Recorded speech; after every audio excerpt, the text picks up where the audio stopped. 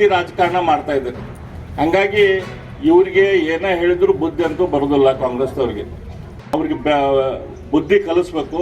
ಆ ಬುದ್ಧಿ ಕಲಿಸುವಂಥ ಕೆಲಸ ನೀವು ಮಾಡಿರಿ. ಬಾಗಲಕೋಟೆದವರು ಗಟ್ಟಿ ಜನ ಅಂದಿರಿ, ನಿಮ್ಗೆಲ್ಲರಿಗೂ ಗೊತ್ತಿದ್ದೈತಿ. ಮಾಡಿರಿ.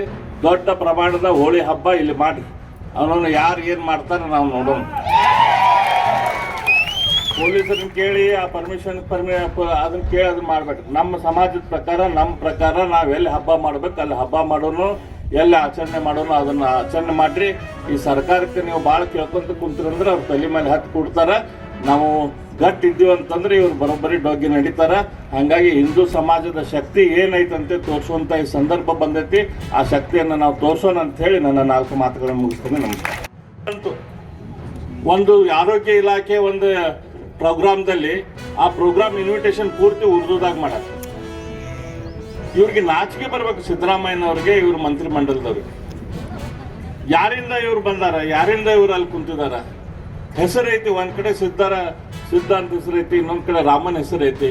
ಆದ್ರೆ ಇವ್ರು ಮಾಡ್ತಿರುವಂತ ಕೆಲಸ ಏನು?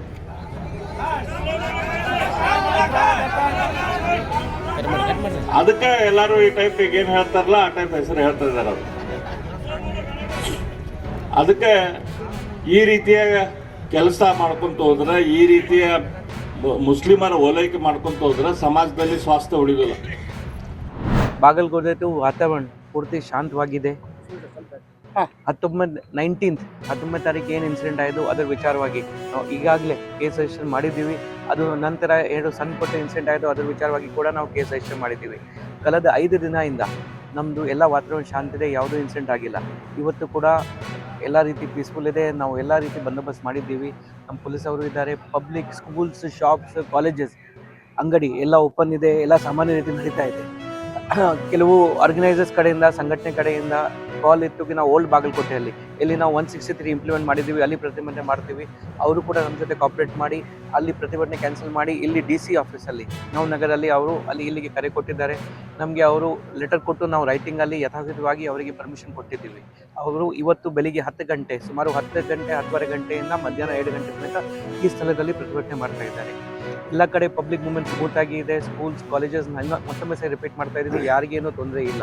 ಆದರೆ ನಾವು ಪ್ರಿಕಾಷನ್ ಬೇಸಿಸ್ ಮೇಲೆ ಎಲ್ಲ ಕಡೆ ಬಂದೋಬಸ್ತ್ ಮಾಡಿದ್ದೀವಿ, ಇಡೀ ಡಿಸ್ಟ್ರಿಕ್ಟ್ ಮಾಡಿದ್ದೀವಿ. ಇದೇ ರೀತಿ ಸೋಷಿಯಲ್ ಮೀಡಿಯಾಲಿ ಕೂಡ ನಾವು ನಿಗಾ ವಹಿಸಿದ್ದೀವಿ. ಸೋಷಿಯಲ್ ಮೀಡಿಯಾಲಿ ಯಾವುದು ಏನಾದರೂ ಪ್ರೊವೊಕೇಟಿವ್ ಕಂಟೆಂಟ್ ಇಲ್ಲಿ ಅನ್ರೆಸ್ಟ್ ಕ್ರಿಯೇಟ್ ಮಾಡೋಕ್ಕೆ ಈ ಥರ ಮಾಡೋದು ಇರಲಿ, ಈಗಾಗಲೇ ನಾವು ಅವ್ರ ಮೇಲೆ ಕೇಸ್ ಮಾಡಿದ್ದೀವಿ. ಇನ್ನು ಮುಂದೆ ಕೂಡ ನಾವು ವಾಚ್ ಇಡ್ತಾ ಇದ್ದೀವಿ. ನಾವು ಎಲ್ಲ ಕಮ್ಯುನಿಟಿ ಲೀಡರ್ಸ್ ಜೊತೆ ಟಚಲ್ಲಿ ಇದ್ದೀವಿ. ಎಲ್ಲರೂ ನಮಗೆ ತುಂಬ ಕಾಪ್ರೇಟ್ ಮಾಡ್ತಾ ಇದ್ದಾರೆ. ನಾನು ಡಿಸ್ಟ್ರಿಕ್ಟ್ ಅಡ್ಮಿನಿಸ್ಟ್ರೇಷನ್ ಕಡೆಯಿಂದ, ನಮ್ಮ ಡಿಪಾರ್ಟ್ಮೆಂಟ್ ಕಡೆಯಿಂದ ಬಾಗಲಕೋಟೆಯಲ್ಲಿ ಇದೇ ರೀತಿ ಏನು ಶಾಂತಿ ಬಂದಿದೆ, ಇದೇ ರೀತಿ ಮುಂದಿನ ದಿವಸ ಅಲ್ಲಿ ಇರಬೇಕು. ನಮ್ಮ ಬಾಗಲಕೋಟೆ ಜನರಿಗೋಸ್ಕರ, ಮಕ್ಕಳಿಗೋಸ್ಕರ, ಸ್ಟೂಡೆಂಟ್ಸ್ಗೋಸ್ಕರ. ಅವ್ರದ್ದು 28ಕ್ಕೆ ಎಕ್ಸಾಮ್ ಸ್ಟಾರ್ಟ್ ಆಗ್ತಾ ಇದೆ. ಅದಕ್ಕೆ ತಮ್ಮೆಲ್ಲರಿಗೆ ಅಪೀಲ್ ಮಾಡ್ತಾ ಇದ್ದೀನಿ, ಯಾವ ರೀತಿ ನಮಗೆ 4-5 ದಿವಸ ಎಲ್ಲ ಸಹಕರಿಸಿದ್ದೀರಾ, ಇನ್ನು ಮುಂದೆ ಕೂಡ ಅದೇ ರೀತಿ ತಾವು ಸಹಕರಿಸಿದರೆ ನಮಗೆ ತುಂಬ ಅನುಕೂಲ ಆಗುತ್ತೆ ಮತ್ತು ಶಾಂತಿ ಸುವ್ಯವಸ್ಥೆ ಮೇಂಟೈನ್ ಇರುತ್ತೆ ನಮ್ಮಲ್ಲಿ. ಇದನ್ನು ಎಲ್ಲ ಡಿಸ್ಟ್ರಿಕ್ಟ್ ವೈಡ್ ಹೇಳ್ತಾ ಇದ್ದೀನಿ. ನಾವು ಎಲ್ಲ ಕಡೆ ಭದ್ರತೆ ಮಾಡಿದ್ದೀವಿ ಪ್ರಿಕಾಷನರಿ ಬೇಸಿಸ್ ಮೇಲೆ. ಈಗಾಗಲೇ ನಾನು ನಂಬರ್ಸ್ ಕೊಟ್ಟಿದ್ದೀನಿ. ನಾವು ಸಾಕಷ್ಟು ಜನ ಇದ್ದೀವಿ. ನನಗೆ ಸೇರಿ ನನಗೆ 2 SPs ಇದ್ದೀವಿ, 3 ಅಡಿಷನಲ್ SPs ಇದ್ದಾರೆ. ನಮ್ಮಲ್ಲಿ DYSPs ಬಂದಿದ್ದಾರೆ, 10 DYSPs ಬಂದಿದ್ದಾರೆ ಸುಮಾರು. ಎಲ್ಲರೂ ಇದ್ದೀವಿ. ಎಲ್ಲ ಚೆಕ್ ಪೋಸ್ಟಲ್ಲಿ ಅವರು ತಮ್ಮ ಡ್ಯೂಟಿ ಮಾಡ್ತಾ ಇದ್ದಾರೆ.